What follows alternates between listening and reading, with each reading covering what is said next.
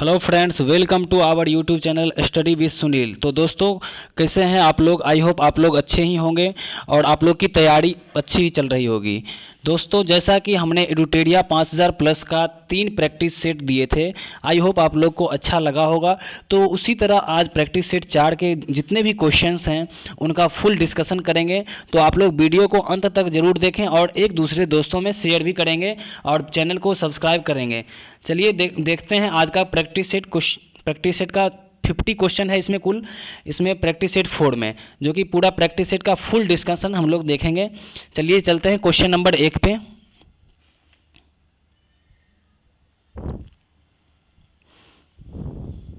Question number 1 का रहा है भारत में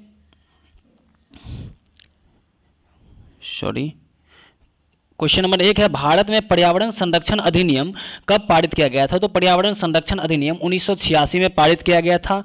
और एक था वन संरक्षण अधिनियम। वन संरक्षण अधिनियम की बात करें, वन संरक्षण अधिनियम ये 1980 में पारित किया गया था। और एक था ये 1980 हो जाएगा। और एक है वन्यजीव संरक्षण अधिनियम।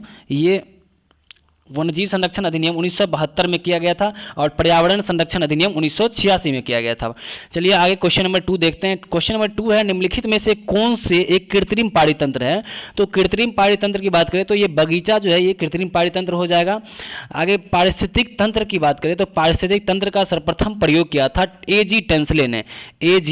टेंसले ने सर्वप्रथम प्रयोग किया था पारिस्थितिक तंत्र का। और पारिस्थितिकी शब्द का प्रयोग की बात करें तो एक किया था अर्नेस्ट हैकल ने पारिस्थितिकी शब्द का सर्वप्रथम प्रयोग किया था और पारिस्थितिकी तंत्र का प्रयोग सर्वप्रथम एजी टेंसले ने किया था। चलिए आगे क्वेश्चन देखते हैं। क्वेश्चन नंबर 3 है निम्नलिखित में से कौन सर्वाधिक ग्रीन हाउस इफेक्ट करता है? तो सर्वाधिक ग्रीन हाउस इफेक्ट इसका आंसर हो जाएगा ए, जलवाष्प करता है। जलवाष्प की बात करें तो सर्वाधिक ग्रीन हाउस इफेक्ट करता है। वायुमंडल को गर्म रखने के लिए जो है ये कार्बन डाइऑक्साइड का जरूरत पड़ता है वायुमंडल को गर्म रखने के लिए। मीथेन की बात करें तो मीथेन जो है ये बायोगैस का मुख्य घटक मीथेन है और इसका फॉर्मूला होता है CH4 मीथेन का फॉर्मूला होता है। ओजोन जो है ये ओजोन का फॉर्मूला होता है O3 ओजोन का। और ये ऑक्सीजन का अपरूप है। ओजोन समताप मंडल में पाया जाता है जो परावैंगनी किरणों को पृथ्वी पर आने से रोकता है। और ओजोन को प्रभावित करने वाला जो गैस है वो है CFC यानी क्लोरोफ्लोरोकार्बन। और ये क्लोरोफ्लोरोकार्बन जितना भी ओजोन गैस निकलती है ये रेफ्रिजरेटर हो या टीवी हो ये सबसे निकलती है ओजोन गैस। चलिए आगे क्वेश्चन नंबर 4 देखते हैं। क्वेश्चन नंबर 4 है भारत के मुख्य भूमि की दक्षिणतम बिंदु कौन है? तो भारत की मुख्य भूमि की दक्षिणतम बिंदु की बात करें तो ये कन्याकुमारी हो जाएगा। यहाँ पे मुख्य भूमि कह रहा है। अगर ऐसे दक्षिणतम बिंदु भारत के सबसे दक्षिणतम बिंदु की बात करें तो ये हो जाएगा इंदिरा पॉइंट जो कि ग्रेट निकोबार में स्थित है। लेकिन इस यहाँ पे मुख्य भूमि का दक्षिणतम पॉइंट कह रहा है तो ये कन्याकुमारी हो जाएगा। इसलिए ये याद रखिएगा, अगर ये दक्षिण की पूरा भारत के सबसे दक्षिणतम बिंदु की बात करें तो इंदिरा पॉइंट हो जाएगा और सबसे उत्तरतम बिंदु की बात करें तो इंदिरा कॉल हो जाएगा। ठीक है, और मुख्य भूमि में कन्याकुमारी हो जाएगा। भारत की सबसे कन्याकुमारी को जो है ये कन्याकुमारी को एक नाम से जानते हैं केप कोमोरिन के नाम से कन्याकुमारी को जानते हैं। और कन्याकुमारी में ही विवेकानंद मेमोरियल एक पत्थर है, रॉक है, विवेकानंद मेमोरियल रॉक। रामेश्वरम की बात करें तो रामेश्वरम द्वीप जो है ये श्रीलंका और तमिलनाडु के बीच में स्थित है। रामेश्वरम द्वीप लक्षद्वीप में जो है ये अरब सागर में स्थित एक द्वीप है जिसमें कुल 36 द्वीप है इसमें। और लक्षद्वीप के सबसे बड़ा द्वीप का नाम बताएं तो ये है ऑनड्रॉट द्वीप है। ये सबसे बड़ा द्वीप है ऑनड्रॉट। और यहाँ पे एक एयरपोर्ट है अगाती एयरपोर्ट जो है ये लक्षद्वीप पे ही स्थित है। और एक बिहार एसआई के मेंस में क्वेश्चन पूछा गया था 2213 में पिटली द्वीप जो है की बात करें तो ये लक्षद्वीप में स्थित है जिसमें पक्षी अभ्यारण्य है एक पिटली द्वीप पे। चलिए आगे चलते हैं क्वेश्चन नंबर 5 पे। क्वेश्चन नंबर 5 का भारत में किस प्रकार का वन सर्वाधिक भाग में पाया जाता है? तो भारत में सर्वाधिक भाग में जो है ये उष्णकटिबंधीय सदाबहार वन पाया जाता है। भारत का सर्वाधिक भाग में उष्णकटिबंधीय इसका आंसर हो जाएगा बी, ऑप्शन नंबर बी हो जाएगा। उष्णकटिबंधीय पर्णपाती वन पाया जाता है सर्वाधिक भाग में। उष्णकटिबंधीय सदाबहार वन की बात करें तो उष्णकटिबंधीय सदाबहार वन ऐसे क्षेत्र में पाए जाते हैं जो भूमध्य रेखा से उत्तर या दक्षिण में 5 डिग्री अक्षांश के भीतर पाया जाता है। 5 डिग्री अक्षांश के भीतर भूमध्य रेखा से उत्तर, यानी ये भूमध्य रेखा, इसके उत्तर या दक्षिण 5 डिग्री अक्षांश में पाए जाने वाले पौधे उष्णकटिबंधीय सदाबहार वन कहलाते हैं। और पर्वतीय वन की बात करें तो पर्वतीय वन में जो हो जाए, दक्षिण भारत में पर्वतीय वन मुख्य रूप से नीलगिरी के दक्षिण में, अन्नामलाई के दक्षिण में और पालनी पहाड़ी के दक्षिण में पाया जाता है। भारत में तटीय क्षेत्र में नदियों के डेल्टा क्षेत्रों में जो वृक्ष पाया जाता है उन्हें ज्वारीय कहा जाता है। उन्हें भारत के नदीय क्षेत्र में वो ज्वारीय अथवा डेल्टा वन कहा जाता है। और इसमें पाए जाने वाली वनस्पति जैसे है मैंग्रोव वन और सुंदरी, ये सब इसमें मैंग्रोव वन, ये ज्वारीय डेल्टा क्षेत्र में पाया जाता है। चलिए आगे क्वेश्चन है 6 नंबर। क्वेश्चन नंबर 6 है, निम्नलिखित कथनों में कौन सही है? एक काड़ा हिमालय के पश्चिमी भाग की अपेक्षा पूर्वी भाग में अधिक विविधता पाई जाती है, और 2 है हिमालय के पश्चिमी भाग की अपेक्षा पूर्वी भाग की चौड़ाई अधिक है। तो इसका एक क्वेश्चन नंबर ऑप्शन नंबर 1 सही है और दूसरा गलत है, इसलिए इसका आंसर हो जाएगा ओनली 1, ऑप्शन नंबर ए। चलिए आगे चलते हैं क्वेश्चन नंबर 7 पे। क्वेश्चन नंबर 7 का रहा है, अरब सागर में गिरने वाली भारत की सबसे बड़ी प्रायद्वीपीय नदी कौन है? तो अरब सागर में गिरने वाली सबसे बड़ी प्रायद्वीपीय नदी की बात करें तो इसका आंसर हो जाएगा नर्मदा नदी, जो कि पश्चिम की ओर ये नदी बहती है, नर्मदा और ताप्ती, और अरब सागर में ये गिरती है और ये डेल्टा का निर्माण न करके एस्चुअरी का निर्माण करती है। और बंगाल की खाड़ी में जितने भी नदी गिरती है वो डेल्टा का निर्माण करती है। गोदावरी नदी की बात करें तो गोदावरी नदी का उद्गम स्थल नासिक के त्र्यंबकेश्वर की पहाड़ी है, और गोदावरी नदी दक्षिण भारत की सबसे लंबी नदी है गोदावरी नदी, ठीक है। और गोदावरी नदी की कुल लंबाई 1465 किलोमीटर है, ये भी याद रखिएगा, और कृष्णा की लंबाई 1401 किलोमीटर है। ताप्ती नदी की बात करें तो ताप्ती का उद्गम स्थल जो है ये एमपी के बैतूल जिले के मुल्टाई गांव से है। ये एमपी के बैतूल जिले के मुल्टाई गांव से निकलता है ताप्ती नदी। और साबरमती नदी की बात करें तो साबरमती नदी ये राजस्थान के अरावली पहाड़ी के पर्वतमाला से निकलती है, अरावली से निकलती है, और ये गिरती है खंभात की खाड़ी में। खंभात की खाड़ी में ये नदी गिर जाती है, खंभात की खाड़ी में गिरती है। आगे क्वेश्चन नंबर 8 है, चाय की खेती के लिए निम्न में से कौन सी मिट्टी सबसे उपयुक्त है? तो चाय की खेती के लिए अम्लीय मिट्टी सबसे ज़्यादा उपयुक्त है, अम्लीय मिट्टी। और क्षारीय मिट्टी की बात करें तो क्षारीय मिट्टी जो है ये क्षारीय मिट्टी को उसरा मिट्टी के नाम से ही जाना जाता है, उसरा मिट्टी के नाम से क्षारीय मिट्टी को ही जाना जाता है। और जलोढ़ मिट्टी की बात करें तो भारत में जलोढ़ मिट्टी जो है ये कुल भूमि का 43% यानी 43% पे जो है ये जलोढ़ मिट्टी है, और सबसे अधिक उपजाऊ मिट्टी भी जलोढ़ मिट्टी को ही कहा जाता है। रेगूर मिट्टी की बात करें तो कपास के लिए सर्वाधिक लाभदायक मिट्टी रेगूर मिट्टी है, और रेगूर मिट्टी को काली मिट्टी के नाम से जाने जाते हैं, काली मिट्टी। और ये इसका सर्वाधिक क्षेत्र महाराष्ट्र और गुजरात के क्षेत्र में पाया जाता है काली मिट्टी का। चलिए आगे क्वेश्चन नंबर 9 देखते हैं। क्वेश्चन नंबर 9 का मानसून निवर्तन होता है। मानसून निवर्तन, इसका आंसर हो जाएगा ऑप्शन नंबर डी, उत्तर पश्चिम भारत के से बंगाल की खाड़ी की तरफ मानसून का निवर्तन होता है। क्वेश्चन नंबर 10 देखते हैं। क्वेश्चन नंबर 10 है, वेनेजुएला की राजधानी कहाँ है? तो वेनेजुएला की राजधानी काराकस हो जाएगा, वेनेजुएला की राजधानी। बात करते हैं सर्बिया की राजधानी, तो सर्बिया का बेलग्रेड हो जाएगा। और आगे है मिस्र की राजधानी काहिरा हो जाएगा, और मस्कट जो है ये ओमान की राजधानी है, मस्कट। एक बार फिर से देखिएगा, वेनेजुएला की राजधानी काराकस, इसके बाद हो जाएगा काहिरा, ये मिस्र की राजधानी काहिरा हो जाएगा, और ये सर्बिया की राजधानी हो जाएगा बेलग्रेड। आगे क्वेश्चन नंबर 11 देखते हैं।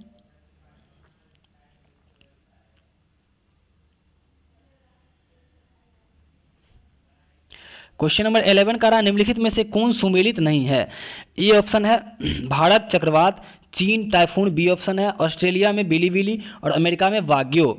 इसका ऑप्शन नंबर डी गलत है। भारत में चक्रवात ये सही है, चीन में इसको टाइफून कहा जाता है हवा को, और ऑस्ट्रेलिया में बिलीबिली कहा जाता है इस हवा को। तो इसका ऑप्शन नंबर डी जो है ये गलत है 11 नंबर का। अमेरिका में जो है ये हरिकेन कहा जाता है इस हवा को, अमेरिका में हरिकेन नाम से जाना जाता है। चक्रवात की बात करें तो चक्रवात जो है ये निम्न दाब का केंद्र होता है, और चक्रवात में हमेशा उत्तरी गोलार्ध में हवा की दिशा एंटी क्लॉकवाइज, देखिए अगर ये उत्तरी गोलार्ध में है तो ये एंटी क्लॉकवाइज होगा, एंटी क्लॉकवाइज और दक्षिणी गोलार्ध में क्लॉकवाइज चलता है ये चक्रवात। तो ये याद रखिएगा, चक्रवात जो है उत्तरी गोलार्ध में हवा की दिशा के एंटी क्लॉकवाइज तथा दक्षिणी गोलार्ध में क्लॉकवाइज घूमती है। आगे क्वेश्चन नंबर 12 देखते हैं। क्वेश्चन नंबर 12 है कोरल रीफ या प्रवाल, कोरल रीफ या प्रवाल भित्ति मुख्यतः कहाँ पाई जाती है? तो कोरल रीफ की बात करें तो इसका आंसर हो जाएगा सी, कर्क एवं मकर रेखा के बीच जो है ये कोरल रीफ या प्रवाल भित्ति पाई जाती है। विषुवत रेखा पर बात करें तो विषुवत रेखा पर दिन और रात बराबर होता है 21 मार्च और एक है 23 सितंबर। 23 सितंबर और 21 मार्च को विषुवत रेखा पर दिन और रात बराबर होता है। और ध्रुवीय क्षेत्र की बात करें तो ध्रुवीय क्षेत्र पर दिन और रात 6 महीना का होता है, 6 मंथ का। जैसे 6 मंथ अगर ये नाइट हो गया, 6 मंथ नाइट हो गया तो 6 मंथ डे हो जाएगा, ठीक है। तो दिन और रात 6 महीना का होता है ध्रुवीय क्षेत्र पर। चलिए आगे चलते हैं क्वेश्चन नंबर 13 पे। क्वेश्चन नंबर 13 का रहा है स्वर्ण सिंह समिति का संबंध किससे है? तो स्वर्ण सिंह समिति की बात करें तो इसका आंसर हो जाएगा मूल कर्तव्य से। मूल कर्तव्य की चर्चा भारतीय संविधान के अनुच्छेद 51 के क में दिया गया और भाग 4 के क में दिया गया है मूल कर्तव्य की चर्चा। मूल संविधान में मूल कर्तव्य का बारे में कुछ भी नहीं था।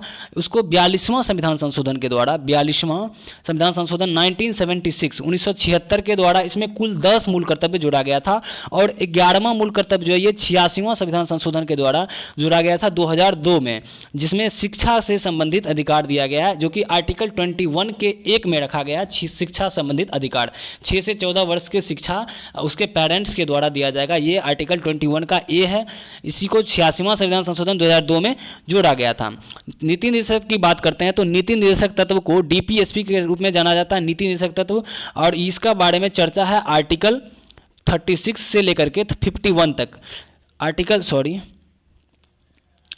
36 से लेकर के आर्टिकल 36 से लेकर के 51 तक जो है चर्चा किया गया है इसमें नीति निर्देशक तत्व का। मूल अधिकार जो है ये मूल अधिकार भाग 2 में है, मूल अधिकार जो है ये भाग 3 में है और इसी को जो है ना भारतीय संविधान की मैग्ना कार्टा कहा जाता है। और भाग नीति निर्देशक तत्व भाग 4 में है। मूल कर्तव्य को बता दिए भाग 4 के क में है।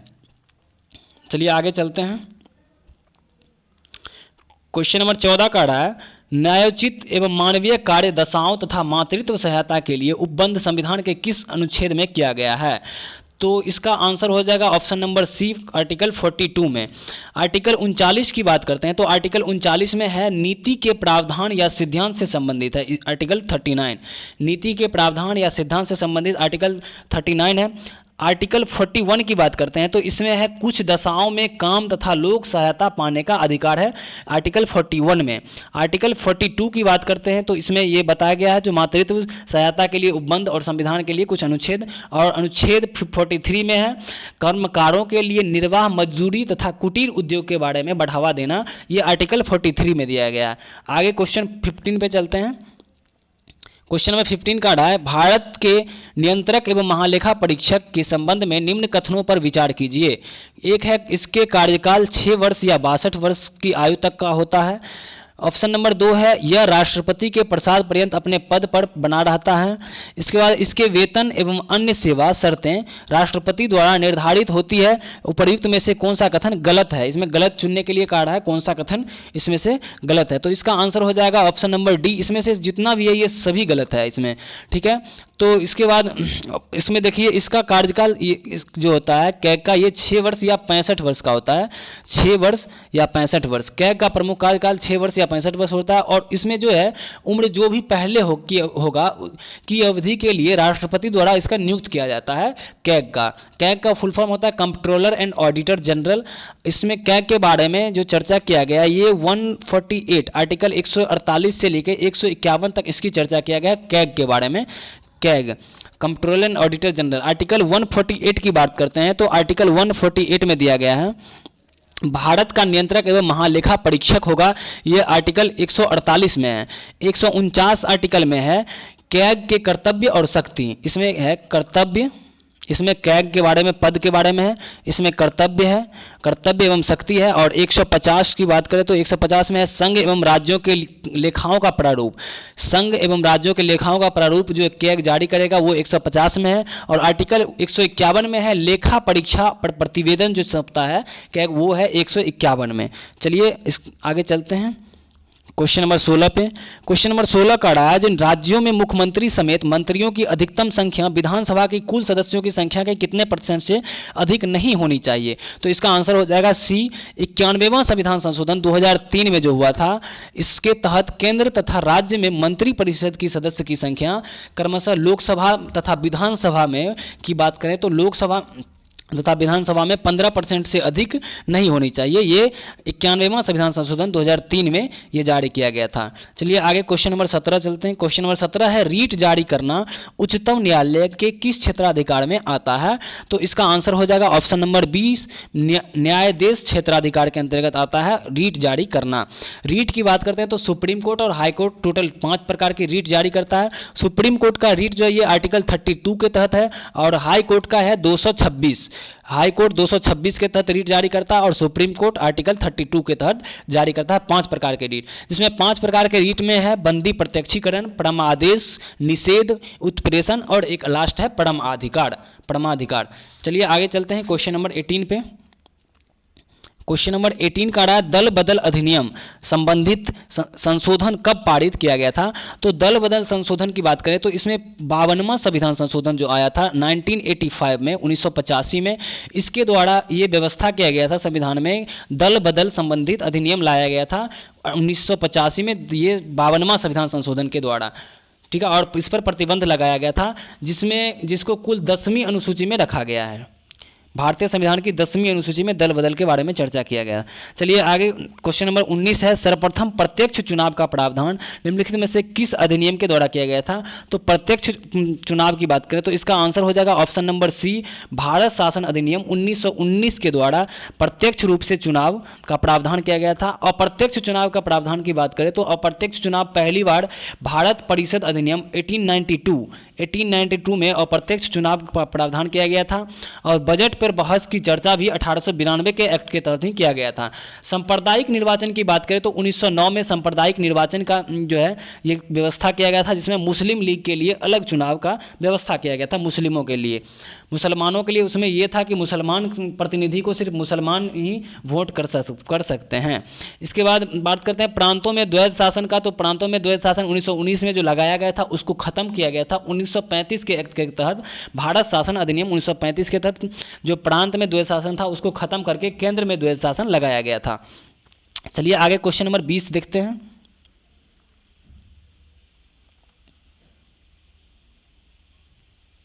क्वेश्चन नंबर 20 का रहा प्रधानमंत्री का राष्ट्रपति की सूचनाएं प्रदान करने संबंधी कर्तव्यों का उल्लेख है। तो प्रधानमंत्री को राष्ट्रपति की सूचनाएं प्रदान करने का उल्लेख जो है ये आर्टिकल 78 में दिया हुआ है। 75 की बात करते हो तो 75 में दिया हुआ है प्रधानमंत्री की नियुक्ति राष्ट्रपति करेगा और अन्य मंत्रियों की नियुक्ति राष्ट्रपति की सलाह पर राष्ट्रपति प्रधानमंत्री की सलाह पर करेगा, ठीक है। आर्टिकल 74 में दिया हुआ है मंत्री परिषद के बारे में चर्चा है आर्टिकल 74 में, ठीक है। आगे बात करते हैं आर्टिकल 77 की। तो आर्टिकल 77 में है भारत सरकार के समस्त कार्यपालिका की कार्रवाई राष्ट्रपति के नाम से की जाएगी, ये है आर्टिकल 77 में दिया हुआ है। चलिए आगे चलते हैं क्वेश्चन नंबर 21 पे। क्वेश्चन नंबर 21 का रहा निम्नलिखित में से कौन सा देश प्रातः काल की शांति की भूमि यानी land of the morning camp के नाम से जाना जाता है। तो land of the morning camp के नाम से जाना जाता है साउथ कोरिया को। लैंड ऑफ द मॉर्निंग कैंप साउथ कोरिया को जाना जाता है। और इसकी बात करें लैंड ऑफ वाइट एलिफेंट का, तो land of white elephant Thailand को जाना जाता है। और एक है लैंड ऑफ सनराइज यानी सूर्योदय का देश, तो ये जापान को जाना जाता है लैंड ऑफ सनराइज का। एक बार फिर देखिएगा लैंड ऑफ द मॉर्निंग कैंप साउथ कोरिया को, land of the white elephant Thailand को और लैंड ऑफ सनराइज जापान को, राइट। इसके बाद क्वेश्चन नंबर 22 है विश्व जल संरक्षण दिवस मनाया जाता है। तो विश्व जल संरक्षण दिवस जो है ये 22 मार्च को मनाया जाता है विश्व जल संरक्षण दिवस, और इसी दिन बिहार दिवस भी मनाया जाता है। 22 अप्रैल की बात करें तो 22 अप्रैल को अर्थ डे मनाया जाता है, अर्थ डे जो है ये 22 अप्रैल को मनाया जाता है। 11 जुलाई को वर्ल्ड पॉपुलेशन डे मनाया जाता है। 11 जुलाई को वर्ल्ड पॉपुलेशन डे मनाया जाता है। 11 जुलाई को 28 फरवरी की बात करें तो 28 फरवरी को साइंस डे मनाया जाता है, विज्ञान दिवस 28 फरवरी को। और 5 जून को वर्ल्ड इन्वायरमेंट डे मनाया जाता है, 5 जून को वर्ल्ड इन्वायरमेंट डे यानी विश्व पर्यावरण दिवस। चलिए आगे क्वेश्चन नंबर 23 देखते हैं। स्वदेशी और बहिष्कार आंदोलन का अनुमोदन कांग्रेस के किस अधिवेशन में हुआ था? तो स्वदेशी और बहिष्कार आंदोलन का जो है ये बनारस का अधिवेशन 1905 में हुआ था, जिसकी अध्यक्षता गोपाल कृष्ण गोखले ने किया था। और कलकत्ता अधिवेशन की बात करें तो कलकत्ता अधिवेशन 1906 में हुआ था। कलकत्ता अधिवेशन में जो है इसी में पहली बार स्वराज शब्द का पहली बार प्रयोग किया गया था दयानंद सरस्वती के द्वारा। और इस अधिवेशन की अध्यक्षता की बात करें तो दादा भाई नौरोजी ने किया था। दादा भाई नौरोजी ने इसकी अध्यक्षता किया था कोलकाता अधिवेशन 1906 में। और आगे सूरत अधिवेशन जो है 1907 वाले में, इसमें सूरत अधिवेशन में कांग्रेस का विभाजन हो गया था। सूरत अधिवेशन की बात करें तो इसकी अध्यक्षता किया था रास बिहारी घोष ने। रास बिहारी घोष ने सूरत अधिवेशन का। और मद्रास अधिवेशन जो 1908 में हुआ था, इसकी अध्यक्षता भी रास बिहारी घोष ने किया था। सूरत अधिवेशन और मद्रास अधिवेशन दोनों का अध्यक्षता रास बिहारी घोष ने किया था। चलिए आगे देखते हैं 24 नंबर क्वेश्चन। 24 नंबर क्वेश्चन है, कांग्रेस की कार्य समिति में भारत विभाजन का प्रस्ताव कब पारित किया गया था? तो कांग्रेस की कार्य समिति में भारत विभाजन का प्रस्ताव 14 जून 1947 को पास किया गया था। माउंटबेटन योजना जो था एक आया था 3 जून 1947 को आया था माउंटबेटन योजना। चलिए आगे क्वेश्चन देखते हैं 25 नंबर। भारत संविधान सभा की प्रथम बैठक का आयोजन किस गवर्नर जनरल के द्वारा किया गया था? तो संविधान सभा की पहली बैठक जो है ये लॉर्ड वेवेल के द्वारा किया गया था आयोजन इसकी समय में ही। और इस टाइम में गवर्नर जनरल लॉर्ड वेवेल ही थे। तो इसमें जो है संविधान सभा के प्रथम बैठक की बात करें तो 9 दिसंबर 1946 को संविधान सभा की पहली बैठक हुई थी, 9 दिसंबर 1946 को। इसके बाद उसी समय गवर्नर लॉर्ड वेवेल थे। भारत विभाजन लॉर्ड माउंटबेटन के समय में हुआ था। भारत विभाजन हुआ था लॉर्ड माउंटबेटन के समय में। और भारत का स्वतंत्र भारत के प्रथम भारतीय गवर्नर जनरल की बात करें तो ये थे सी राजगोपालाचारी, जो स्वतंत्र भारत के प्रथम भारतीय गवर्नर जनरल थे। आगे क्वेश्चन 26 नंबर देखते हैं। क्वेश्चन नंबर 26 है, मंगल पांडे ने प्रथम भारतीय स्वतंत्रता संग्राम की शुरुआत की। इसके उपरांत ब्रिटिश सरकार द्वारा उन्हें कब फांसी दे दिया गया था? तो इसको फांसी दे दिया गया था 8 अप्रैल 1857 को मंगल पांडे को फांसी दे दिया गया था। और मंगल पांडे बंगाल के 34वें नेटिव इन्फेंट्री के जो थे ये बटालियन थे। और इन्होंने ही नारा दिया था माड़ो फिरंगी को नारा दिया था मंगल पांडे ने ही। और इनके विद्रोह के पीछे कारण था कि एक नई राइफल आया था, एनफील्ड राइफल। इसका प्रयोग किया गया था जिसमें गाय और सूअर की चर्बी का यूज होता था, इसीलिए इनका विरोध किया गया था। गाय और सूअर की चर्बी का यूज किया जाता था इस राइफल में, इसलिए इसका विरोध किया गया था मंगल पांडे के द्वारा। चलिए आगे क्वेश्चन नंबर 27 देखते हैं। बहावी आंदोलन का प्रमुख क्षेत्र नहीं था। बहावी आंदोलन का प्रमुख क्षेत्र कौन सा नहीं रहा? तो इसमें हो जाएगा असम, बाद बाकी बंगाल में भी रहा था, संयुक्त प्रांत में भी रहा था। और इसमें जैसे संयुक्त प्रांत जो है पहले इसका नाम अभी वर्तमान में उत्तर प्रदेश हो गया, इससे पहले इसका नाम था संयुक्त प्रांत उत्तर प्रदेश का। चलिए आगे क्वेश्चन नंबर 27 की बात करते हैं। तो इसमें बहावी आंदोलन का मुख्य केंद्र जो है ये पटना में था। पटना में बहावी आंदोलन का मुख्य केंद्र था। और इसमें यह आंदोलन 1827 ईस्वी में स्टार्ट किया था। सैयद मीर अली के नेतृत्व में ये शुरू हुआ था। सैयद मीर अली के नेतृत्व में ये स्टार्ट हुआ था आंदोलन, बहावी आंदोलन, जिसका मुख्य केंद्र पटना में था। 28 नंबर क्वेश्चन है, पुस्तक एरिया ऑफ डार्कनेस के लेखक कौन थे? तो एरिया ऑफ डार्कनेस पुस्तक के लेखक थे वी.एस. नायपॉल। एरिया ऑफ बात करते हैं आर.सी. दत्त की। तो आर.सी. दत्त का एक पुस्तक था the economic history of British India. The economic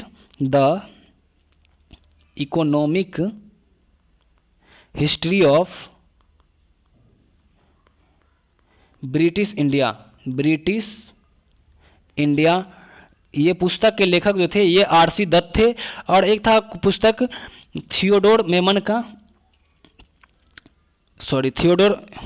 Theodore Morrison की बात करते हैं। थियोडोर मॉरिसन का एक पुस्तक था द होल सर्टन बुक का जो पुस्तक के लेखक थे वो थे थियोडोर मॉरिसन। और rise of the Maratha power, इसकी पुस्तक के लेखक थे एम.जी. रनाडे, यानी महादेव गोविंद रनाडे थे। The rise of the Maratha power. आगे क्वेश्चन नंबर 29 पे चलते हैं।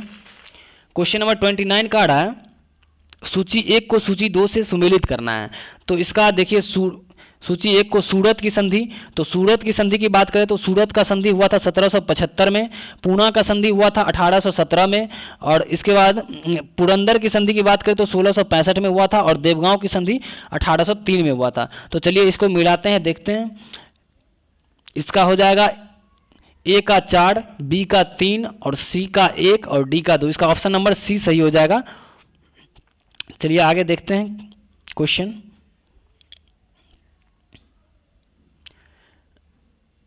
आगे क्वेश्चन नंबर 30 का रहा है निम्नलिखित में से किस ग्रंथ में से गुप्त काल के बारे में जानकारी मिलती है। तो गुप्त काल के बारे में जानकारी की बात करें तो मृक्षक टिकम एक बुक है जिसका लेखक थे शूद्रक मृक्षक टिकम के लेखक थे, जिससे गुप्त काल के बारे में जानकारी मिलती है मृक्षक टिकम से। मुद्रा राक्षस की बात करें तो मुद्रा राक्षस के लेखक थे विशाख दत्त, मुद्रा राक्षस के लेखक थे। गार्गी संहिता जो है, ये गार्गी संहिता 10 खंडों में विभाजित किया गया था गार्गी संहिता, और गार्गी संहिता की रचना जो है ये गर्ग मुनि ने किया था। गर्ग मुनि ने गार्गी संहिता की रचना किया था। राज तरंगिणी की बात करें तो इसमें जम्मू कश्मीर के इतिहास के बारे में वर्णन है, और राज तरंगिणी के लेखक जो थे ये कलहन थे, जो कि जय सिंह के समय में लिखे थे, और जय सिंह लोहाड़ वंश के शासक था, जो कि जम्मू कश्मीर का था ये बुक। चलिए आगे 31 नंबर क्वेश्चन देखते हैं। कलिंग शासक खारवेल किस धर्म के अनुयायी था। तो खारवेल की बात करें तो कलिंग शासक ये जैन धर्म से थे संबंधित खारवेल, और इसी का एक अभिलेख है खारवेल का हाथी गुम्फा अभिलेख। हाथी गुम्फा अभिलेख यानी हाथी गुम्फा अभिलेख जो है ये खारवेल से ही संबंधित है, हाथी गुम्फा अभिलेख। आगे क्वेश्चन नंबर 32 है भीतरी स्तंभ लेख किस शासक से संबंधित है। तो भीतरी स्तंभ लेख की बात करें तो इससे स्कंदगुप्त से संबंधित है, और स्कंदगुप्त ने ही हूणों के आक्रमण के समय हूणों को दबाने वाला शासक जो था ये स्कंदगुप्त ही था। और चंद्रगुप्त द्वितीय की बात करें तो चंद्रगुप्त द्वितीय ने विक्रमादित्य की उपाधि तथा परम भागवत की उपाधि धारण किया था चंद्रगुप्त द्वितीय। समुद्रगुप्त का एक रचना था प्रयाग प्रशस्ति अभिलेख। प्रयाग प्रशस्ति अभिलेख जो है ये समुद्रगुप्त से संबंधित था, जिसकी रचना किया था हरिसेन ने लिखा था इस बुक को, प्रयाग प्रशस्ति को, और इसकी ये समुद्रगुप्त के बारे में इसमें बताया गया। चंद्रगुप्त प्रथम की बात करते हैं तो चंद्रगुप्त प्रथम जो थे इन्होंने महाराजा धीराज की उपाधि धारण किया था चंद्रगुप्त प्रथम ने। चलिए आगे चलते हैं क्वेश्चन नंबर 33 पे। 33 नंबर क्वेश्चन है दक्षिण भारत में स्थित कैलाशनाथ मंदिर किस शासकों के द्वारा निर्मित किया गया था। तो दक्षिण भारत में कैलाशनाथ मंदिर का निर्माण राष्ट्रकूट शासक कृष्ण प्रथम ने करवाया था, कैलाशनाथ मंदिर का निर्माण। चलिए आगे क्वेश्चन नंबर 34 देखते हैं। 34 नंबर क्वेश्चन है सिकंदर की मृत्यु के बाद भारत ने अपनी गर्दन से दास्ता का जुआ उतार फेंका, साथ ही अपने गवर्नरों की हत्या कर दी। इस मुक्ति युद्ध का नायक सेंड्रोकोटस था। चंद्रगुप्त के विषय में यह किसने लिखा था। तो ये बहुत इंपॉर्टेंट क्वेश्चन है, ये याद रखिएगा। 34 का ऑप्शन हो जाएगा बी, आंसर हो जाएगा एरियन ने लिखा था। इसको सेंड्रोकोटस था, ये चंद्रगुप्त के विषय में इन्होंने ही लिखा था, एरियन। चलिए आगे चलते हैं क्वेश्चन। और पुलटॉर्क की बात करें तो पुलटॉर्क ने लिखा था चंद्रगुप्त ने 6 लाख सेना को लेकर के पूरे भारत में रौंद दिया तथा सेल्यूकस को 500 हाथी दान में दिया था। जस्टिन की बात करें तो जस्टिन ने लिखा था चंद्रगुप्त मौर्य को सेंड्रोकोटस कहा, जिसने जस्टिन ने ही चंद्रगुप्त मौर्य को सेंड्रोकोटस कहा था, जिसकी पहचान जो करवाया था सर विलियम जोन्स ने चंद्रगुप्त मौर्य से करवाया था सेंड्रोकोटस नाम से। चलिए आगे 35 नंबर क्वेश्चन देखते हैं। ध्वनि के प्रभाव मानव के मस्तिष्क में संवेदन कितने समय तक रहता है। तो ये 1/10 समय तक रहता है, मानव मस्तिष्क पर ध्वनि का प्रभाव रहता है। चलिए आगे 30 नंबर ध्वनि की बात करें तो ध्वनि की तीव्रता को जो है डेसिबल में भी मापा जाता है। ध्वनि की तीव्रता को डेसिबल में मापा जाता है, डेसिबल में। और ध्वनि की चाल सबसे अधिक ठोस माध्यम में तथा सबसे कम की बात करें तो निर्वात में होता है। इसलिए चंद्रमा पर अगर 2 व्यक्ति एक दूसरे से आवाज़ जो है नहीं सुन पाता है, क्योंकि वहाँ पे वायुमंडल का अभाव है, यानी निर्वात वहाँ पे, ठीक है। चलिए आगे 36 नंबर क्वेश्चन देखते हैं। 36 नंबर क्वेश्चन है नेत्र में प्रवेश करने वाले प्रकाश की मात्रा को नियंत्रण निम्न में से किस अंग के द्वारा होता है। तो नेत्र में प्रवेश करने वाली प्रकाश की मात्रा का नियंत्रण आइरिस के द्वारा होता है, आइरिस के द्वारा। चलिए आइरिस मानव नेत्र की बात करें तो इस मानव नेत्र पर इमेज जो बनता है, प्रतिबिंब, वो रेटिना पे बनता है, उल्टा, वास्तविक और वस्तु से छोटा। वास्तविक बनता है, उल्टा बनता है और वस्तु से छोटा बनता है। ये तीनों याद रखिएगा। रेटिना पे इमेज बनता है। और नेत्रदान में जो दिया जाने वाला अंग होता है वो होता है कॉर्निया। कॉर्निया जो होता है, कॉर्निया मानव शरीर में नेत्रदान में दिया जाता है। ऑप्टिक नर्वस की बात करें तो ऑप्टिक नर्वस दो प्रकार का होता है, एक होता है कोन सेल और एक होता है रॉड सेल। कोन सेल की बात करें तो ये रंग पहचानने में हेल्प करता है कोन सेल, और रॉड सेल जो होता है ये पेरिफेरल विजन में हेल्प करता है। ये पेरिफेरल विजन में रॉड सेल हेल्प करता है। आगे क्वेश्चन नंबर 37 देखते हैं। रक्त में अशुद्धियों को किस अंग में जाकर छनती है? तो रक्त में अशुद्धियां जो है ये किडनी में जाकर छनती है। किडनी को हिंदी में विड़िकक कहा जाता है, विड़िकक। तो ये किडनी में जाके छनती है। इसका ऑप्शन नंबर बी सही है। मानव शरीर की सबसे बड़ी ग्रंथि की बात करें तो सबसे बड़ी ग्रंथि लीवर है। और किडनी की जो विफलता जो होती है, किडनी को विफलता को डायलिसिस विधि से ठीक किया जा सकता है। और निमोनिया से प्रभावित अंग की बात करें तो फेफड़ा जो है निमोनिया से प्रभावित अंग होता है, जो कि जीवाणु से होता है निमोनिया। चलिए आगे क्वेश्चन नंबर 38 देखते हैं। क्वेश्चन नंबर 38 है, रक्त में कितना प्रतिशत भाग प्लाज्मा पाया जाता है? तो रक्त में प्लाज्मा की बात करें तो इसका ऑप्शन हो जाएगा सी, यानी 55 से 60% जो है ये रक्त में प्लाज्मा पाया जाता है। ब्लड ग्रुप की बात करें तो इसका खोज किया था लैंड स्टीनर ने किया था। ब्लड ग्रुप का खोज लैंड स्टीनर, और एक था वीनर, ये दोनों मिलकर किया था। प्लाज्मा में जल की बात करें तो प्लाज्मा में जल जो है ये 90% होता है, 90% प्लाज्मा में जल होता है।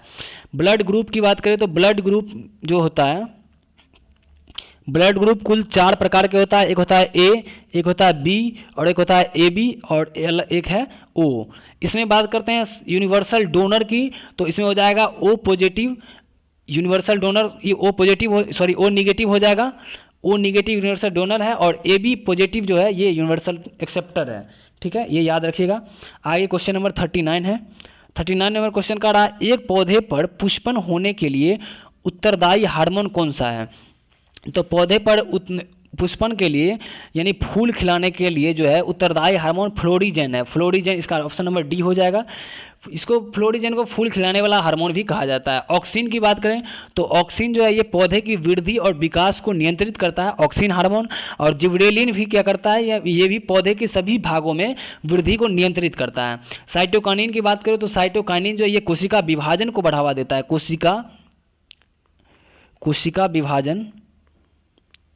कोशिका विभाजन को बढ़ावा देता है साइटोकाइनिन। चलिए आगे क्वेश्चन नंबर 40 देखते हैं। क्वेश्चन नंबर 40 है, इंद्रधनुष किसके कारण होता है? तो इंद्रधनुष जो होता है ये होता है परावर्तन और अपवर्तन, ये दोनों के कारण इंद्रधनुष का निर्माण होता है। इंद्रधनुष का दो टाइप है, एक है प्राइमरी इंद्रधनुष और एक है सेकेंडरी इंद्रधनुष। ठीक है, आगे चलते हैं क्वेश्चन नंबर 41 पे। क्वेश्चन नंबर 41 है, एक ही पदार्थ के अणुओं के बीच कार्यकारी आकर्षण बल को क्या कहा जाता है? तो एक ही पदार्थ के अणुओं के बीच आकर्षण बल को ससंजक बल कहा जाता है, और दो अलग अलग अणुओं के बीच कार्यकारी आकर्षण बल को आसंजक बल कहा जाता है, जिसको आसंजक बल, जैसे कि चौक से अगर हम बोर्ड पे लिखते हैं तो वो आसंजक बल के ही द्वारा उस पर लिखा जाता है, और पेपर पे पेन से जो लिखते हैं वो भी आसंजक बल के ही द्वारा लिखा जाता है। तो ये दोनों याद रखिएगा। 42 नंबर क्वेश्चन पे चलते हैं।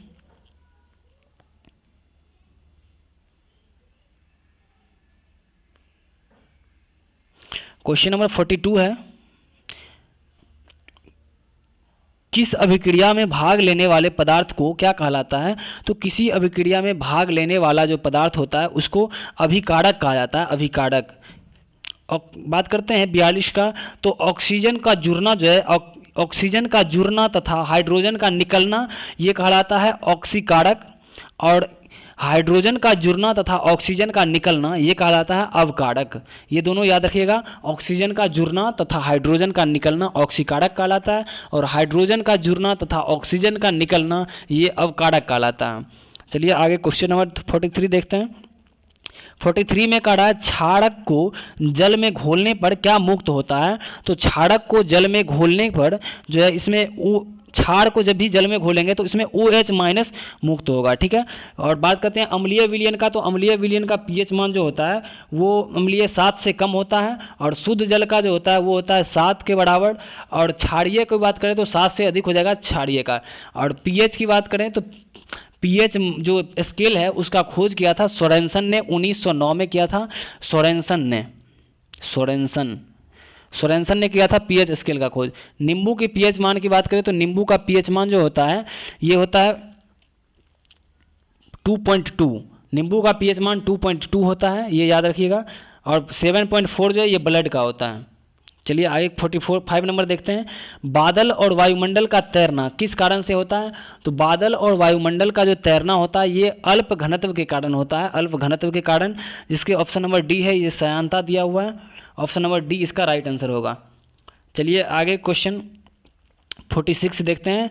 छाया में पनपने वाले पौधे को क्या कहा जाता है? तो छाया में पनपने वाले पौधे को सीओफाइट्स कहा जाता है, सीओफाइट्स। लवणीय क्षेत्र में पनपने वाले पौधे को हेलोफाइट्स कहा जाता है। और एक है चट्टान पे, तो चट्टान पे उगने वाले पौधे को लिथोफाइट्स कहा जाता है, चट्टान पे उगने वाले पौधे। चलिए आगे 47 नंबर क्वेश्चन है। मैनरहीन अंतर्राष्ट्रीय सीमा रेखा किन दो देशों के बीच स्थित है? तो मैनरहीन सीमा रेखा की बात करें तो इसका आंसर हो जाएगा ए, रूस एवं फिनलैंड के बीच मैनरहीन रेखा स्थित है। और एक रूस और अलास्का के बीच जो है ये बेरिंग जलसंधि है, जो अलास्का और रूस को जोड़ती है। और बात करें प्रशांत महासागर और आर्कटिक सागर को, यहीं जोड़ती है बेरिंग जलसंधि। आगे चलते हैं क्वेश्चन नंबर 48 पे। 48 नंबर क्वेश्चन है। जैव विविधता दिवस निम्नलिखित में से किस दिन मनाया जाता है? तो जैव विविधता दिवस 22 मई को मनाया जाता है, जैव विविधता दिवस। आगे क्वेश्चन नंबर है 49। राष्ट्रीय खाद्य सुरक्षा मिशन NFSM की शुरुआत किस वर्ष की गई थी? तो NFSM की शुरुआत की बात करें तो इसका आंसर हो जाएगा NFSM की, ये 2007 में किया गया था NFSM की शुरुआत। ठीक है, इसके बाद FCI की स्थापना की बात करें तो 1965 में हुआ था। राष्ट्रीय खाद्य सुरक्षा मिशन ये हुआ था 2007 में। और एक था FCI का हुआ था 1965 में हुआ था, ये भी याद रखिएगा। 14 जनवरी 1965 को इसकी स्थापना हुआ था। क्वेश्चन नंबर 50 है। क्वेश्चन नंबर 50 का है। भारत में मुद्रास्फीति के प्राकलन का सबसे प्रचलित माप कौन सा है? तो भारत में मुद्रास्फीति के प्राकलन का सबसे प्रचलित माप है CPI है, इसका सबसे प्रचलित माप है। तो दोस्तों वीडियो का अब अंत करते हैं। आई होप आप लोग को ये बहुत ही अच्छा वीडियो लगा होगा। आप लोग एक दूसरे से शेयर करें और ज़्यादा से ज़्यादा शेयर करिएगा तो और मोटिवेशन मेरा बढ़ेगा। इससे अच्छा से अच्छा और वीडियो डालने का कोशिश करेंगे और बीच बीच में आपको शॉर्ट वीडियो डालते रहेंगे, जिससे इंपॉर्टेंट जो फैक्टर होगा उसको वो आपको क्लियर होते जाएगा। थैंक यू दोस्तों, धन्यवाद।